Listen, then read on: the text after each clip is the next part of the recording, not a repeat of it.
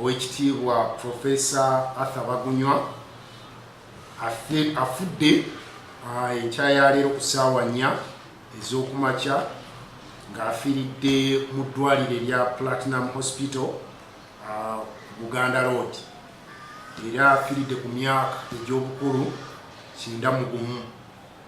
Owekitiibwa Professor Arthur Bagunywa yali musaale nnyo era yeenyigira nnyo mu nteekateeka ez'okuzzaawo obwakabaka, era nga mu mwaka gwa 1993 Ssaabasajja Kabaka yasiima n'amulonda okubeera minisita w'ebyenjigiriza, ate oluvannyuma era yaliko minisita wa gavumenti ez'ebitundu, era nga we yawummulira nga yali minisita w'ebyobuwangwa w'Obwakabaka, era okuva olwazze aweereza mu bifo ebyenjawulo bingi. Abadde muwulize nnyo eri Namulondo, era ng'afaayo nnyo ku nsonga ez'Obwakabaka, era ng'avaayo nnyo okuwagira ensonga zonna ez'Obwakabaka.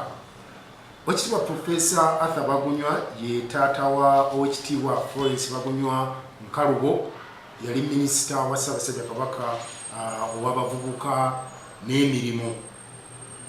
Tusaasidde nnyo ab'ennyumba bonna olw'okuviibwako mukadde waffe, n'Obuganda bonna okutwaliza awamu okuviibwako musajja wa Kabaka ono abadde omuwulize nnyo eri Namulondo, era enteekateeka ez'okumuziika n'ebirala byonna tujja kuba tubitegeeza Obuganda, naye butusinze nnyo, butusingire ddala Ayi Ssaabasajja Kabaka, twakuumye bubi musajjawo Professor Arthur Bagunywa n'atugendako.